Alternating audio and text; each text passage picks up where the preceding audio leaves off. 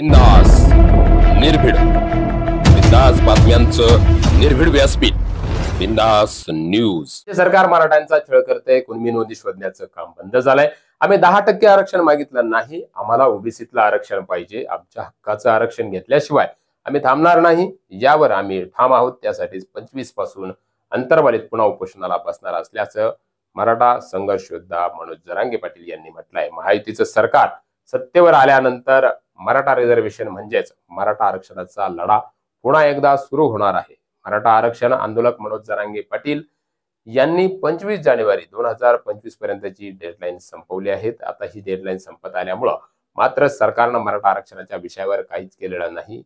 सरपंच संतोष देशमुख, परभणी येथील सोमनाथ सूर्यवंशी या प्रकरणानं राज्यातील राजकारण चांगलंच ढवळून निघालेलं आहे। नमस्कार, मी प्रवीण पाटील, बिंदास बातम्यांच्या निर्भीड व्यासपीठावर बिंदास दर्शकांचं मनपूर्वक स्वागत।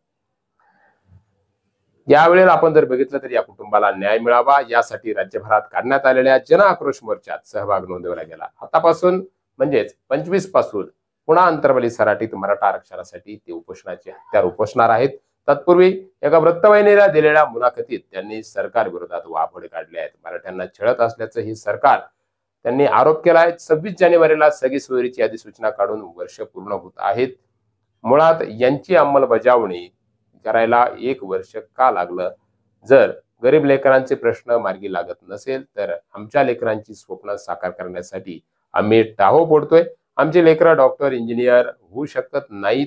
आम्हाला आरक्षणाची गरज आहे। सरसकट मराठ्यांना कुणबी प्रमाणपत्र मिळालीच पाहिजे।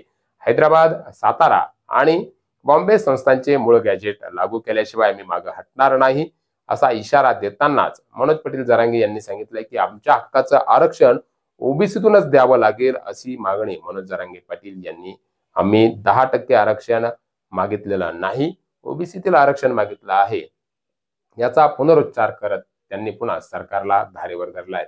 सरकारने दिलेले आरक्षण टिकणार नाही, ते आरक्षण 50% मर्यादा ओलांडणारे आहेत। त्यामुळे आम्ही आमच्या हक्काचं ओबीसीतलं आरक्षण मागतोय। 1884 पासून आम्ही ओबीसी आरक्षणात आहोत आणि यासोबत जर आमच्यावर घर नावावर आहेत, तुम्ही त्यात घुसले आहात। 1-2 ओबीसी नेत्यांनी आमच्या लढ्याला वेगळं वळण दिलं। एसईबीसीचे आरक्षण तुम्ही दिले, आम्ही ते मागितले नव्हते। ज्या विद्यार्थ्यांनी एसईबीसीतून प्रवेश घेतले त्यांना आता शिष्यवृत्ती, स्कॉलरशिप मिळत नाही, असंही मनोज जरांगे पाटील यांनी म्हटलंय। महाविद्यालयांकडून 100% फीस मागितली जात असल्याचा आरोप जरांगे पाटील यांनी केला आहे। असंही होत असलं तरी सरकार मात्र यावरती काय निर्णय घेणार याकडे सर्वांच्या नजर लागली आहे।